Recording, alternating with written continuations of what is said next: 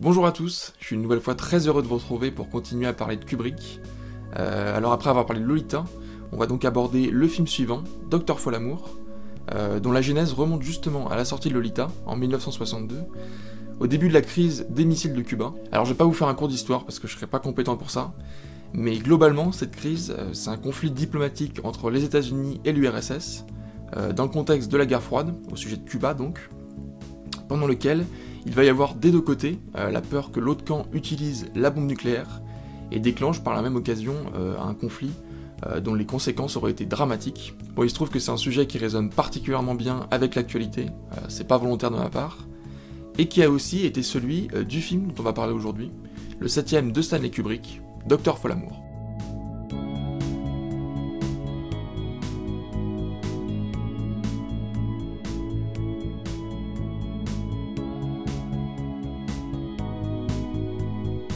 Donc après avoir précisé que les événements du film ne pourraient se reproduire dans la réalité, Dr. Folamour nous raconte l'histoire d'un général de l'armée américaine, le général Jack Ripper, Ripper qui veut d'ailleurs dire éventreur en anglais, donc Jack l'éventreur, ça annonce la couleur. Et ce général décide d'attaquer l'URSS de son propre chef, sans en avoir reçu l'ordre du président, et il lance alors une offensive dont lui seul a le code pour l'annuler, ce qui va être problématique quand le personnage va se suicider, et d'autant plus lorsqu'on apprendra que le moindre missile qui atteindra le sol russe déclenchera automatiquement une arme récemment conçue par l'URSS et qui anéantira toute forme de vie sur Terre. Et lorsque je vous ai dit ça, et que vous n'avez pas vu le film, je pense qu'il est difficile de s'imaginer qu'il s'agit d'une comédie, et pourtant c'est bien le cas, même si ça ne l'était pas pour le roman d'origine. Et justement, ça a un vrai lien avec ce qu'on avait déjà dit sur Lolita, c'est-à-dire l'idée que la comédie se base sur des événements tragiques, mais cette fois, c'est peut-être le plus tragique pour l'époque, même pour n'importe quelle époque d'ailleurs. Mais la comédie arrive très lentement, et je trouve que c'est peut-être ça le plus réussi dans le film. Le fait qu'on ne dise jamais c'est de la comédie, regardez c'est drôle, mais qu'on puisse interpréter chaque scène comme étant à la fois tragique ou comique. Donc ça va beaucoup plus loin que Lolita finalement, mais ça y renvoie en permanence.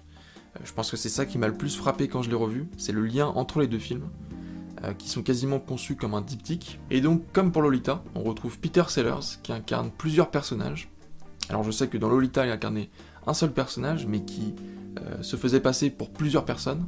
Là, il incarne vraiment trois personnages différents.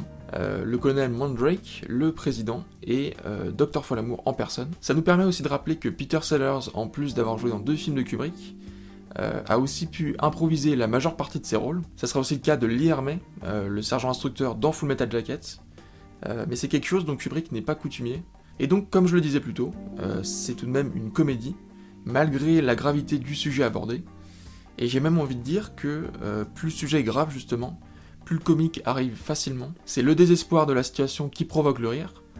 Je pense notamment à la séquence pendant laquelle toute la résolution du conflit tient à l'argent disponible pour la cabine téléphonique. C'est-à-dire que là, on a la survie du monde entier, qui dépend du nombre de pièces que possède Peter Sellers à ce moment-là, et c'est de là d'où vient tout le comique, justement. Il y a aussi la scène de l'appel téléphonique entre le président américain et le premier ministre russe, qui est particulièrement drôle, parce que le ministre est ivre, et Peter Sellers lui parle comme à un enfant. C'est d'ailleurs une dimension importante du film, le fait que les généraux soient représentés comme des enfants. Je pense que la réplique la plus célèbre, c'est quand le président dit « Messieurs, vous ne pouvez pas vous battre ici, nous sommes dans la salle de guerre ». Là, le comique permet de mettre sur un même plan la guerre nucléaire et les enfantillages des personnages.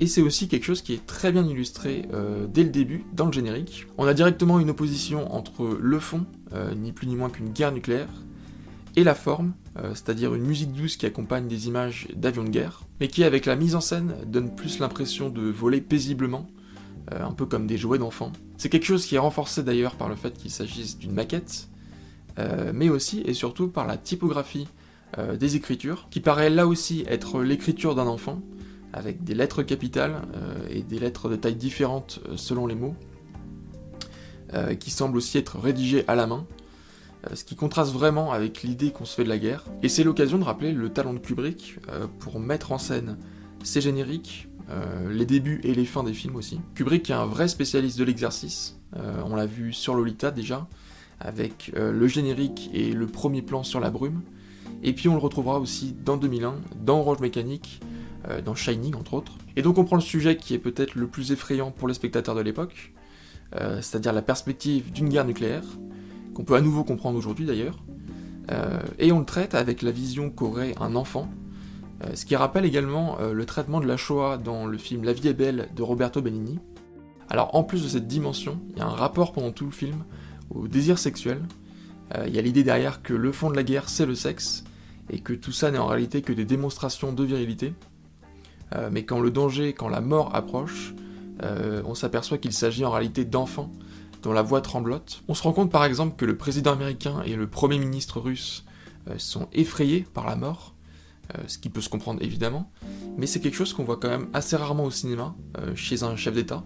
Et par ailleurs, les généraux utilisent la guerre pour démontrer leur virilité. Le général Reaper par exemple, celui qui lance l'offensive, parle d'un complot international communiste qui empoisonnerait l'eau, dont il s'est rendu compte lorsqu'il faisait l'amour, et qu'il a ressenti une fatigue profonde. Et c'est tout simplement le fond du problème, le fait que le personnage n'arrive pas à assouvir son désir sexuel, donc il l'exprime par la violence, une autre manière de se sentir en vie. Pareil pour le général Turgidson, pardon pour la prononciation, qu'on retrouve au début dans la chambre avec une femme, qui s'apprête vraisemblablement à lui faire l'amour. Et d'ailleurs c'est la seule femme dans le film, et elle est un peu vue comme un objet, puisqu'on comprend qu'elle a aussi couché avec le colonel Puntridge lorsqu'elle l'a au téléphone. Et le fait que le général Turgidson ne puisse lui aussi assouvir son désir sexuel le rend très nerveux, très stressé durant toute la réunion d'urgence.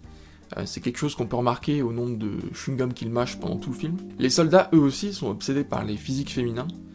C'est ce qu'on voit dans la scène de début dans l'avion, lorsque le commandant King Kong lit un magazine Playboy, sur lequel on voit, il me semble, l'actrice qui joue la secrétaire de Turgidson, justement, et ce qui contraste surtout avec le reste de la scène qui paraît beaucoup plus sérieuse.